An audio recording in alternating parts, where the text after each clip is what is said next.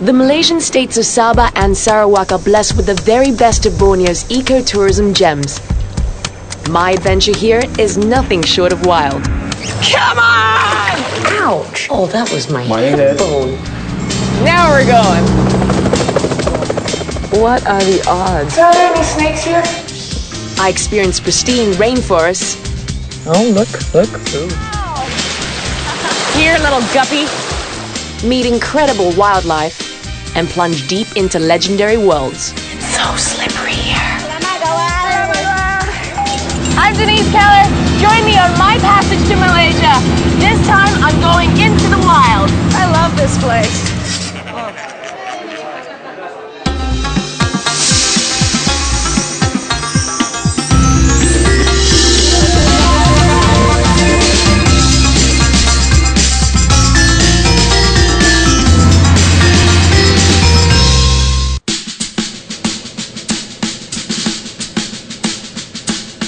They call Sabah the land below the wind, and some say one of the best ways to view it is from above, and that's exactly what I'm gonna do. Tunku Adlin, hi, how are you? Hi, fine, yes, welcome. Nice to see you. To the land below the wind. Hey, you must be the captain. Yeah. Be safe. My journey kicks off on a high note from Sabah's capital, Kota Kinabalu, with the ultimate guide. State Tourism Chairman Tunku Adlin is a former pilot turned eco-adventurer. He first fell in love with Sabah just like this, from the air. It's beautiful. Oh, it's stunning. Yeah. It's breathtaking. Yeah. So Tunku, are you originally from Sabah? I was born in Kelantan, northeastern state of Peninsular Malaysia. What is about Sabah that you love so much? The legend, mysticism, jungle, romanticism of Borneo. There are 25,000 islands in the Malay archipelago, and Borneo is the biggest and the largest island in the world, 750,000 square kilometers. And that's why we always promote Borneo. Even Magellan knows Borneo, Marco Polo knows Borneo. We are the land below the wind, no natural disasters. Wow, look at that! Ah, so beautiful! From Kota Kinabalu, we're headed for the Maliau Basin. In a state full of nature reserves and parks, Maliau is one of Sabah's prized conservation areas. We're going to the Crocker Range, which is a national park, which is about 1,400 square kilometers, more than 2 times the size of Singapore. We are 130 million years old, the rainforest here, you can see. Amazon is only 60 million years old. We are over 70 million years old more. In the evolution of biodiversity of rainforest. Their trees will be just half the height of our trees. These trees are massive! That is Composite Alsacia, known as the Mangaris, one of the tallest rainforest trees in the world. Oh, hornbill! There's a hornbill, yeah, hornbill. There's hornbill there, hornbill on your right. Yeah. Let's go take some. You saw it. Oh, God. I feel like... Okay, we chase the hornbill. There's the hornbill there. Jimmy, get it, Jimmy. Yeah. Oh my God! Yeah, there's hornbill there. Look at all this for a hornbill!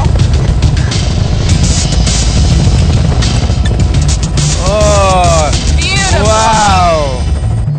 My intestines barely back in place, we begin our descent into the Maliau Basin.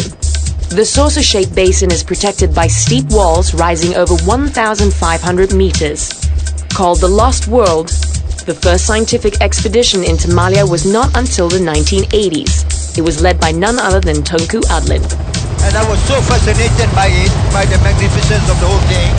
We had to go in by the Air Force helicopter, the Nuri. As just we were to go in, we woke up thousands and thousands of flying foxes. The whole sky was covered with flying foxes. It was quite a spectacular introduction to Sabah Lost World, we call it, yeah. We are going to the basin now, following this river here. This is the entrance. How low do we have to go to get into the basin? No, it's up to us. Oh, really? It's up to us. We're going very low, Tunku. We're so close. Yeah. The falls coming up, the falls coming where up. is it? On your left. Oh, there it is. Oh my gosh! That is beautiful! This is the ultimate experience. I've never done anything like this before. The Maliau River up to the fall.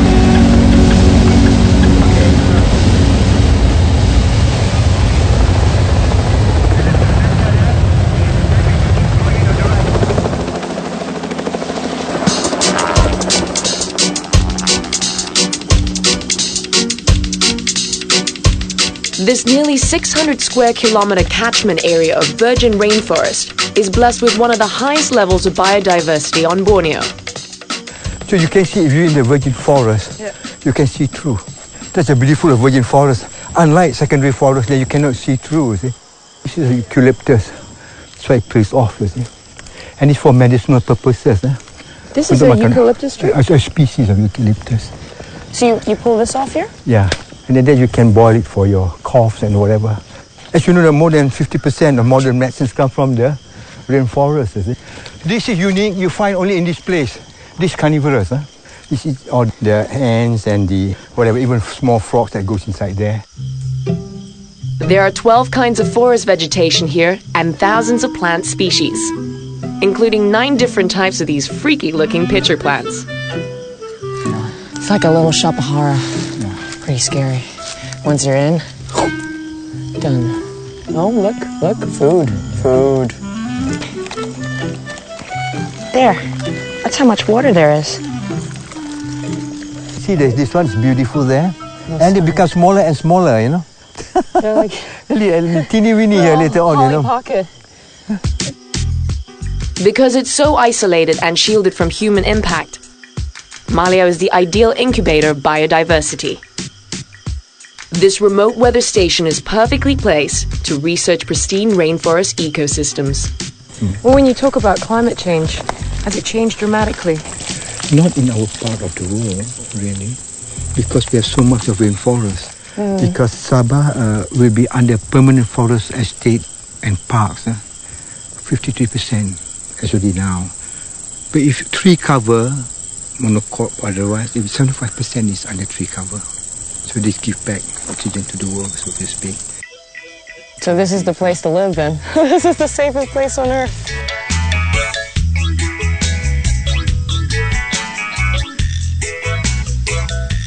Okay, rest again. Oh, I can go on. I know they keep saying it's like the lost world, but it really is the lost paradise. So I said this, in fact, not for Sabah, it's a gift to the world, really, in terms of conservation of rainforest, research, and of course ecotourism. Simply because it's one of the last remaining most pristine primal rainforest in a very protected, enclosed ecosystem. And of course here it symbolizes the heart of Borneo. My first day in Sabah, and I've been taken into the heart of a rainforest millions of years old. I'm starting to discover how special this land is, and I can't wait for what's coming up. The chance to meet some of Borneo's oldest inhabitants. This place is considered gold mine for wildlife. Oh my gosh!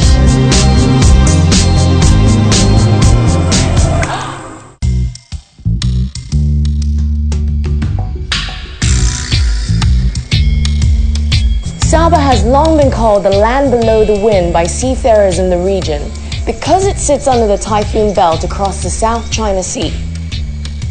But it was author Agnes Keith who immortalized the name in her 1939 book.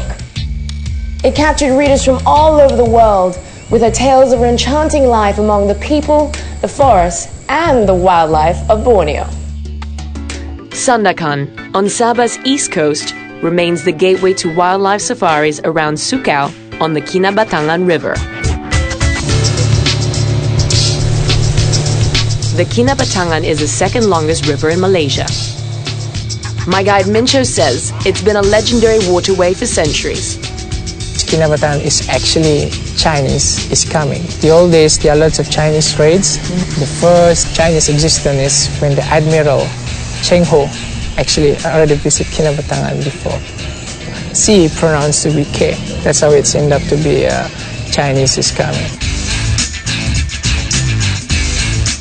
So these are the special bird's nests that everyone desires in little bottles. The one that in commercial, it's more like 100% from the saliva, from the spit.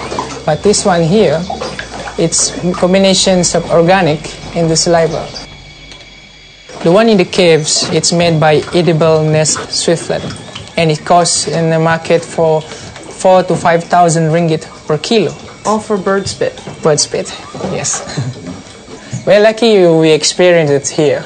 If we go inside the cave, Be careful with bird poop. Everywhere.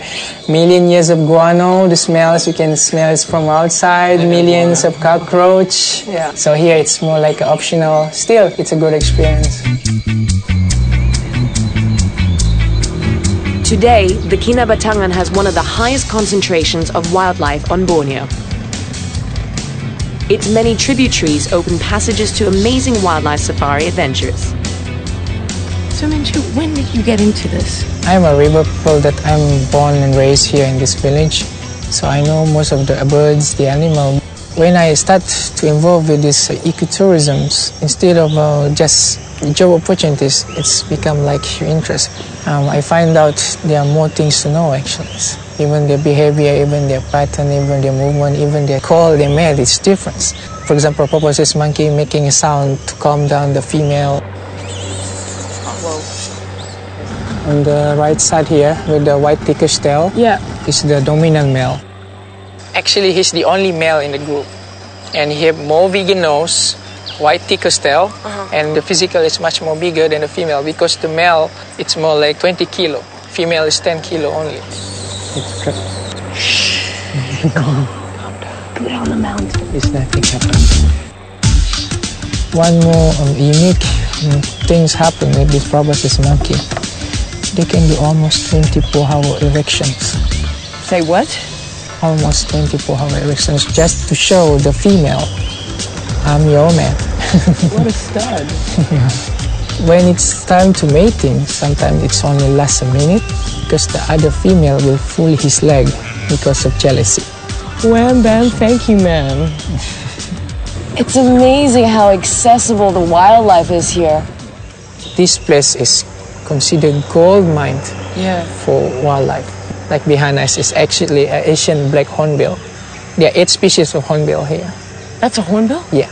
The sound look like a vomit. I used to call it Vomit? hangover hornbill.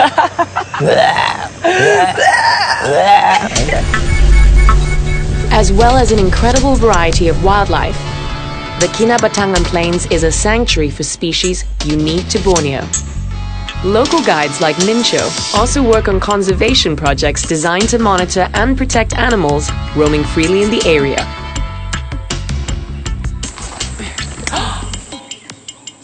Today, they've just tracked an injured pygmy elephant that's been missing for days. So what do you do if they come forward? You don't run. So if they charge you, just put your hand like that and it will be stop and open his ear like to show I'm big things. Right. And he do the rotate showing his back. Okay. And if she's actually the female, right, when it's play with human, instead of charging them with playing us with their tusk, but females more like try to touch you by doing a side kick. Really? It's slow but can be painful. So the best is just like this and just do some martial arts. So how do you know that this is the one that you're looking for? The way it's running, it's instead of running, it's more like hopping, and one of the legs gets swollen, and so sometimes you can smell the wounded feet. So luckily we find it. After this, we can report to the Elephant Conservation Unit. So they can bring them. Yeah, they can bring them the Sepilok to have a treatment. Yeah. And then they'll bring them back. Yeah. So not only you sighting an elephant, you're giving a help to this elephant because to find him is not easy. There are lots of hope, to see wildlife in the rainforest, and it's different. It's like in Africa, it's savanna. You can almost see most of them animal, but here in rainforest, karma, the sliding door is one of the best ingredients to spot more wildlife here.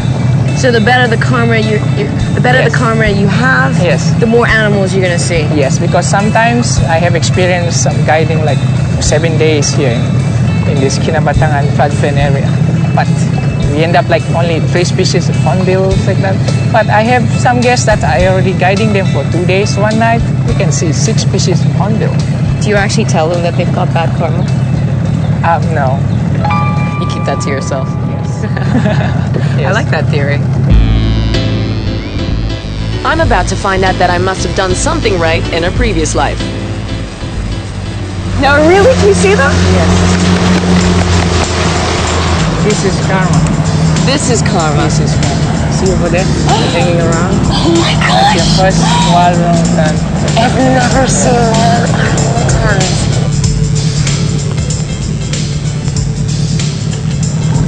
So Karma is walking. I've got good karma, huh?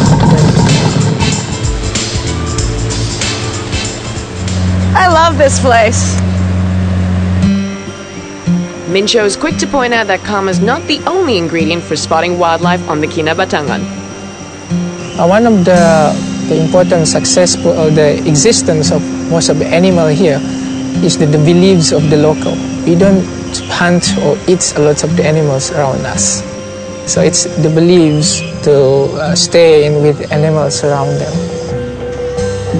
Most of the villages living along the Kinabatangan are the Orang Sungai, which literally means river people. For generations, they've lived peacefully with the local wildlife.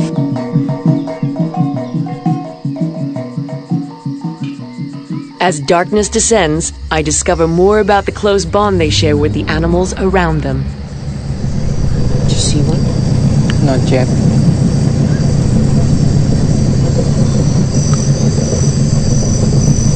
What do you see?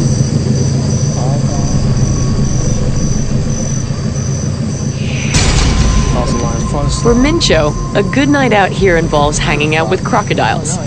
Something he reckons his people can do without any fear. Aduk si bulik-bulik.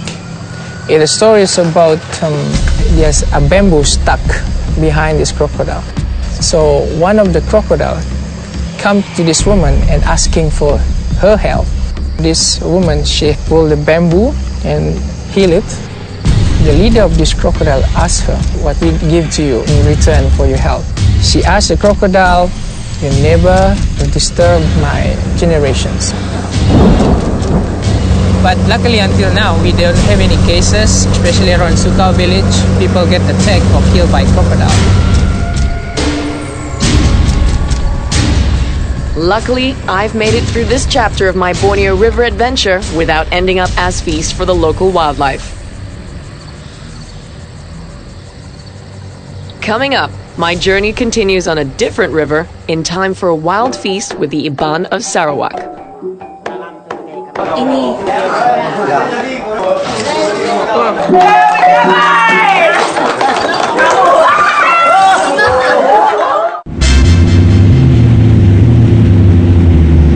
In Sarawak, the rivers are still the highways. This is the mightiest of them all, the Rajang. It starts from South China Sea and goes all the way into the heart of Borneo, and it's spectacular. I'm heading up the longest river in Malaysia in the biggest state in the country, Sarawak, land of the Hornbills. Oh, this is heaven!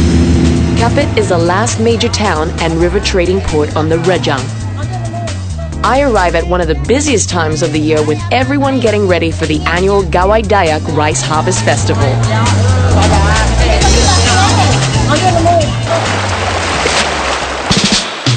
The Iban are the largest Dayak group in Sarawak, whose lives revolve around rivers, with traditional longhouses built along their banks. I'm visiting one of the biggest in the area.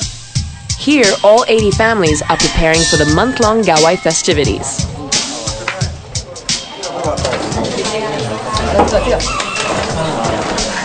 They're setting up their house ceremony, so there's a little bit of pre-production going on here.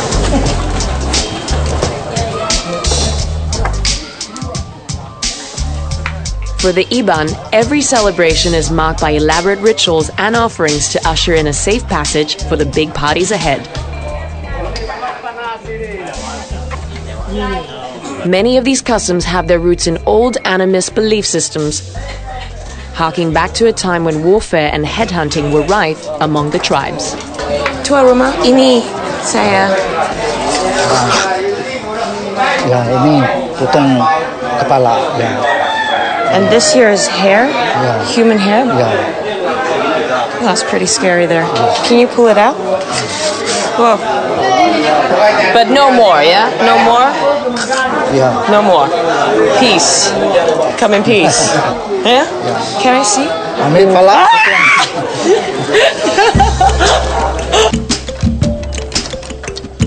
If headhunting was a sign of power among men, traditionally the status of women has always been rated by how well they weave. Welcome to special for Gawai Dayak. Gawai Dayak. Gawai Dayak. Gawai Dayak uli yang udah kawin uli semua ngena puak kumuk makan selampai kain kebab. Making puak kumbu blankets is a highly revered and sacred art form. It marks important ceremonies and rites of passage. The intricate patterns of puak kumbu embody abstract motifs of flora and fauna. Organic colors are created with natural dyes from plants. What color is this? Nanti nak campurnya yang ngai merah, ngai kapok, tutuk. Oh, you hammer it, okay. And this here? Kerbai. Is this green color? No. Sama, same color. Sama color. Ngena tau. Daun tau. Mẹ ai đây mẹ ai mendidih hantar siwah ke ulang. Đây yang agak ulang tadi nya. Kusuk tau. Kusuk. Hitam ai ya, celuang. Masa tau rena tau. Oh, so it becomes this color. This color. I'm ready for my masterclass with Puak Kumbu Supremo, Jumang. Udah ya, dia mau tadi ya tanya kami ngantum ke tengah tau ya. Tau ya. Jahit. You stitch the two patterns together. I see. So they're not actually just one piece, they're two pieces, but of the same pattern. And what they do at the end of it is that they stitch it together. That's beautiful. Jahit. Look at that. Ya udah mau jahit. You can't really see the stitch from afar, but I mean, if you look up close, you see, there's small stitches. And it's all hand done. Hard workers. Okay, Gemma, what do I do? String? Nya.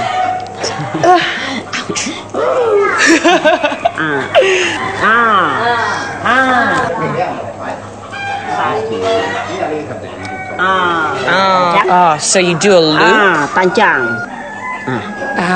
Kuat. Okay, I know kuat. Kuat. The difficult thing about the string is that it's waxy, so it doesn't glide as easy.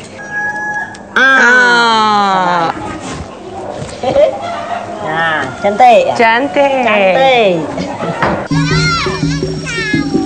As the Longhouse folk get themselves ready for the Gawai Dayak celebrations, I figure I should at least try to make some contribution for tonight's feast.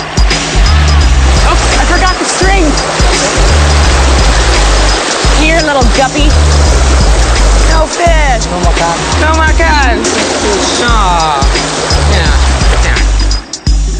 I return empty-handed, but still able to join in the mirroring ritual that blesses the occasion. Cakap iban miri yang kasih pulut. Terima kasih. Abang, kami semua pengawal keluar berdiri. Ya. Ya, celap pinap nade ngawak semua kami semua. Malam tu nanti kami nak nade ngawak rumah begagai malam.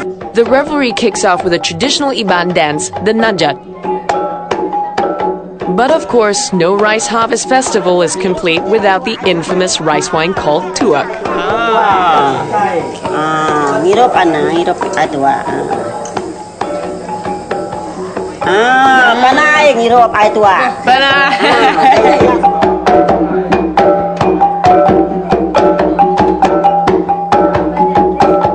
Jenis hidup.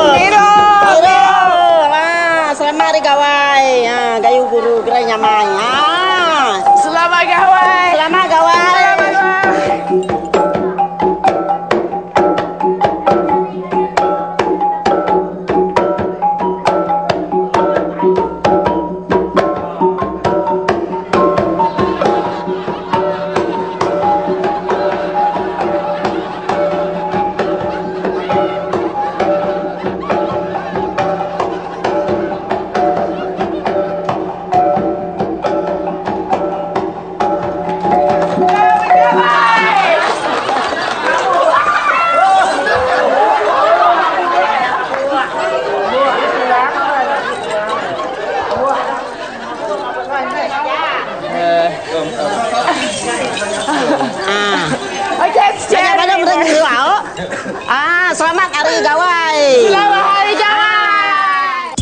Coming up, a full detox program awaits in Mulu. Come on!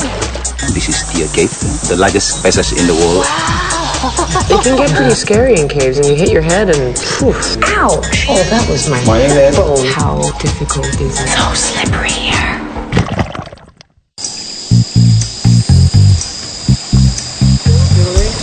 This is the Melanau River. It's the main artery into Mulu. But when the water is low, it is hard work. Very hard work indeed. Come on! But it's still beautiful.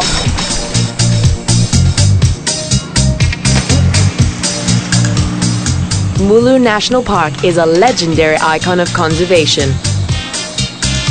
Home to awesome natural wonders, this UNESCO World Heritage Site is Sarawak's jewel in the crown. Accessible only by air or boat, Mulu is a sanctuary of spectacular equatorial rainforest, a magnet for ecotourism adventurers. I'm lucky to be guided by David Labang, a key member on the very first scientific expedition into Mulu in 1977. Is this how you first arrived in Mulu? Oh yes, yes. You use boat, but you use boat at the time there's no much on the engine. You use boat. That's hard work. I think to most of us in those days, they know the name of Mulu, but nobody ever Been to Mulu. go to Mulu. Mulu is stand up, as we say, because the first scientific expedition was in Mulu. And anything that we knew, what we don't know before. And I like to do something like a new thing in the impossible. We call it hunger for knowledge. Mulu is renowned for its amazing network of caves, first discovered by David's team. So this is Lang's cave? His father and myself both working at the same time during the first expedition. So your father discovered this cave? Yes, in 1977. That must have been exciting. Yeah. Beautiful here. Yeah. It's really, really amazing. Yeah.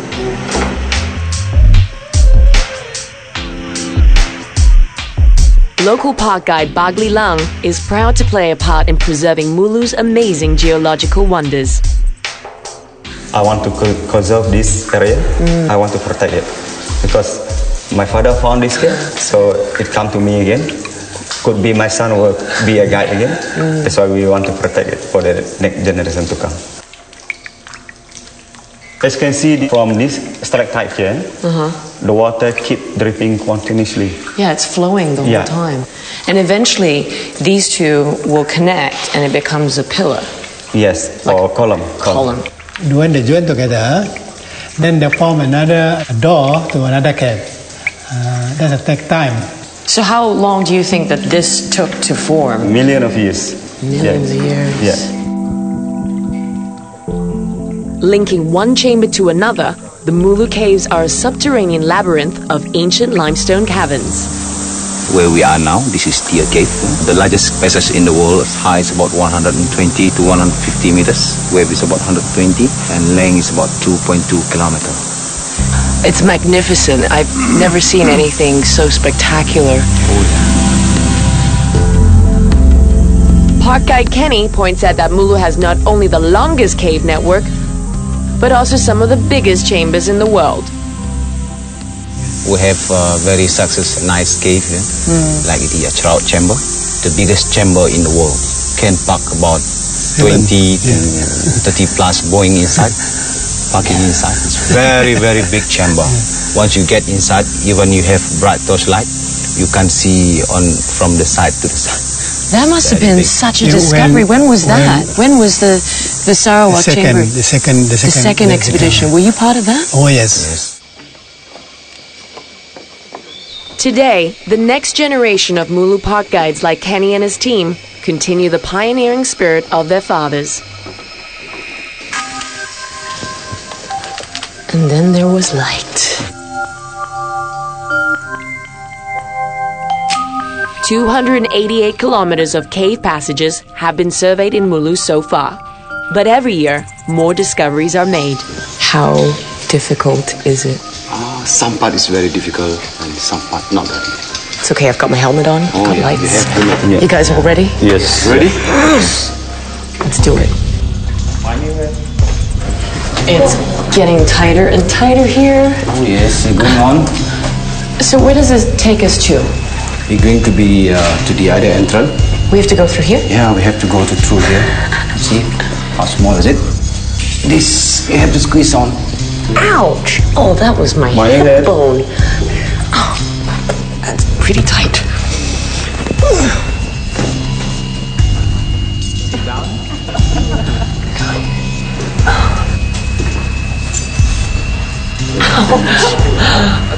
Slow and easy. It can get pretty scary in caves. I mean, you hit your head and phew. If you light broken, you cannot crawling coming out. Yeah. Try to dig the soil. Yeah. Dig the soil. Stand by. You have to eat your own clothes. Sit down. Then one day, another years, your leg, your hands become longer like a cave centipede. Yeah, you become caveman, huh? You go a bit loony. And of course there are extreme adventure freaks and they want to go to other places. You must take them there as well, right? The entrance of the tiger cave, you have to do like rock climbing, probably 400 meters like that, going to the entrance. That's crazy. Local people see there was a tiger there. Yeah. Really? By a spirit. Yes, like a spirit. Yeah. Mulu is just never ending. Are there caves that you have not been to? There are many. Many of still have 40 to 30% undiscovered area. Wow. It's a very big area. That's so exciting. I mean, it's also so rewarding as well when you find new little passages. If I discover a new cave, I do it my name, probably in this cave. You'll inscribe it, huh?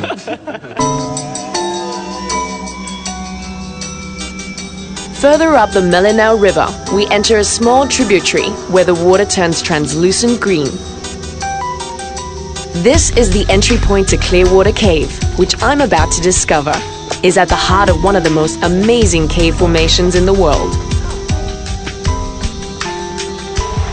Where in the world are we now? You can hear from here, this is where the Clearwater Cave is.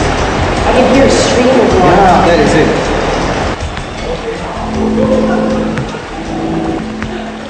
And how far does it run underneath the cave?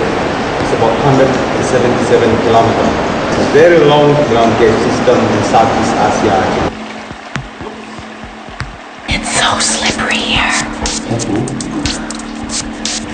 You have to watch your step because sometimes it dips into a hole. It's just up the edge. I didn't know it was this cold. It's really cold. So if we go further in, it's going to be all the way through? Or? Yeah, if you go all the way through, take your money to get the end. Look at the water, it's all clear. Oh, nice. I have my own little spot here.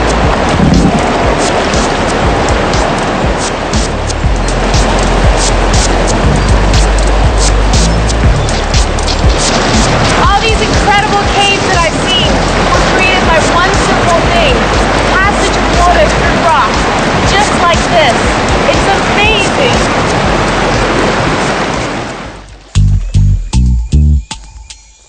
It's not just Mulu's underground world that draws scientists seeking a greater understanding of the Earth's history.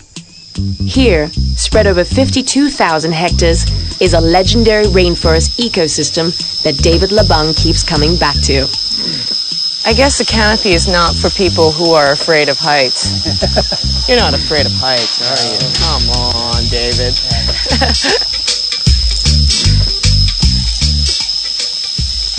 How old are these trees, David? I think there are thousands of years. Thousands of years. Some of the plants live on the tree. They don't get anything from the tree, but they grow on the tree as a support.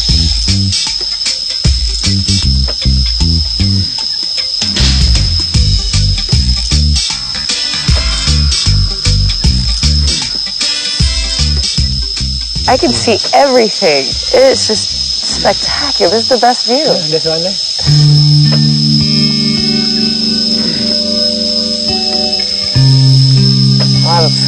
love with nature. This is just, look at this. This is just beautiful.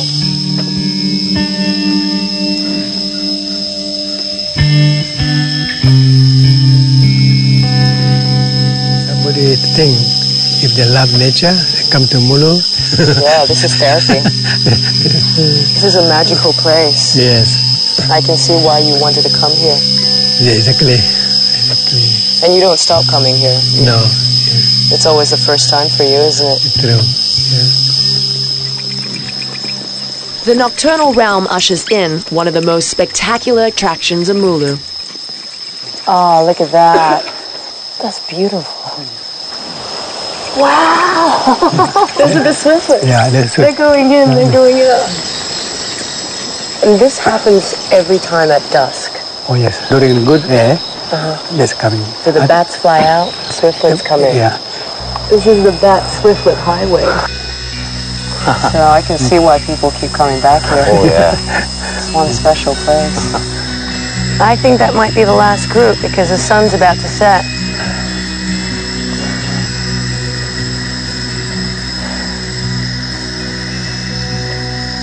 They're beautiful.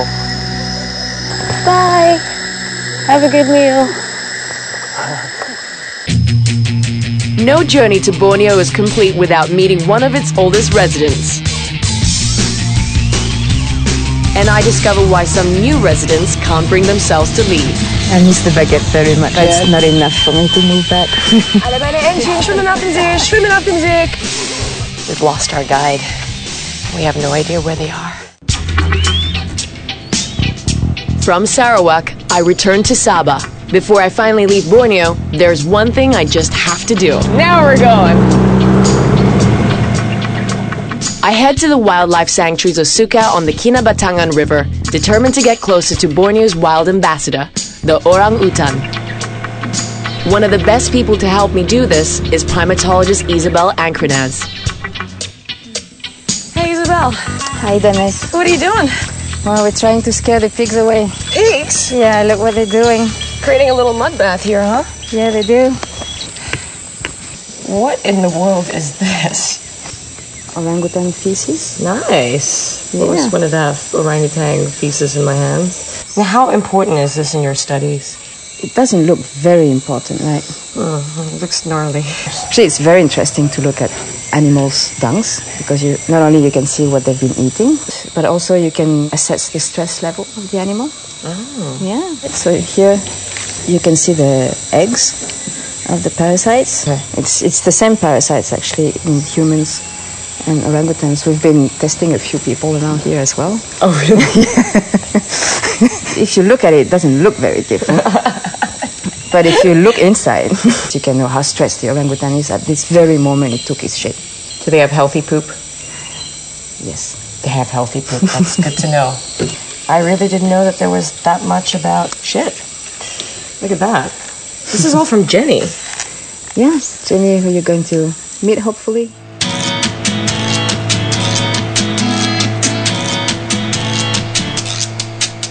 So do you think we're gonna have any luck today? Well, I hope so. It's very hard to stay with orangutans. They're very elusive, and they really let you see them when they want to, when they're in the mood to be seen. So we're lucky if we just get one, right?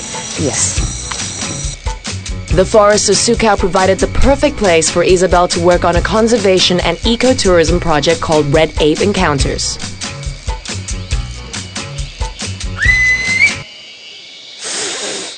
This is very interesting. We've lost our guide. We have no idea where they are. Ah! See? They heard my whistle. Ooh, ooh. We're safe! Gimana, Jeff? Sleepy? I must be blind, but I can't spot Jenny. You see this big, huge red animal? Oh, there! When we first started this research site, the very first orangutan we met was Jenny. And for the past 10 years, we've been following her. How she uses the forest, what she eats, almost everything she put in her mouth and ate. We recorded, like Asmi is doing. After 10 years, the Red Ape Encounters team has forged close bonds with small families of orang-utans. Orangutans have a very long period in between two children. The mother alone raises the kid. The mother has to teach everything to the kid, from how to move in the forest. Right. A small mistake, they fall and they die. I've seen orang-utans in zoos and enclosures before, but being here, watching them hang out in the wild, it's a really special experience. So what got you into primatology? You can see very quickly that orangutans are very special animals. You looked at Jenny just now and you can see these are very clever animals. Can you imagine yourself ever going back to France? No, I miss the baguette very much. Ah, the baguette. But it's not enough for me to move back. I like this life. I couldn't live another life. Today, Isabel's team works with Sabah's wildlife agencies to create corridors that will link orang-utan populations across rivers and conservation areas throughout the state. Look at that. There is the mother of bridges. Just as human populations need the right infrastructure to develop, so too with orang-utans. Zoo in Japan that I visited, in the orangutan enclosure, they use fire hoses. This is made from a fire station in Osaka. It's very, very strong. And the design, they went to meet an engineer that built the longest bridge in Japan. Oh look, there's a macaque. We've had on one of the bridges some cameras. The problem is, you see this macaque here? Yeah. They love that camera trap. So when they noticed that something there was making a flashlight, then they would just go there and you would have hundreds of photos of macaque faces going like this and watching. One big photo shoot of a macaque. Until the battery went off. This is the monkey highway.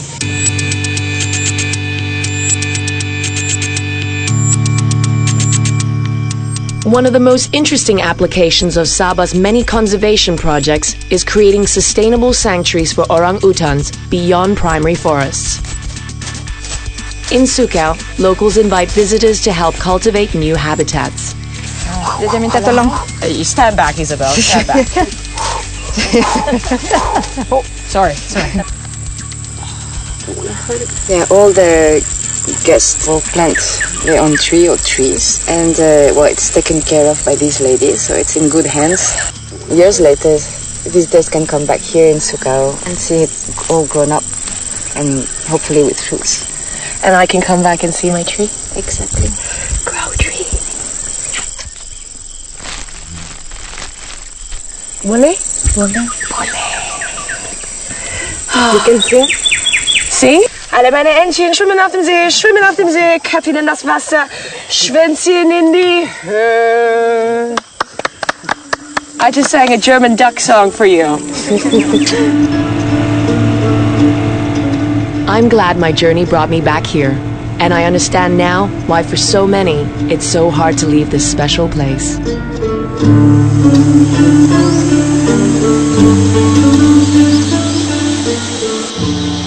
I set off on this journey hoping to discover the heart of Borneo, and I think I found it. Sabah and Sarawak have everything I always dreamt it to be. I've experienced amazing rainforests, captivating wildlife, and I've gotten to know some very friendly people. This place is truly a wild place with a huge, huge heart, and I think I've fallen in love with it. I could just stay here forever.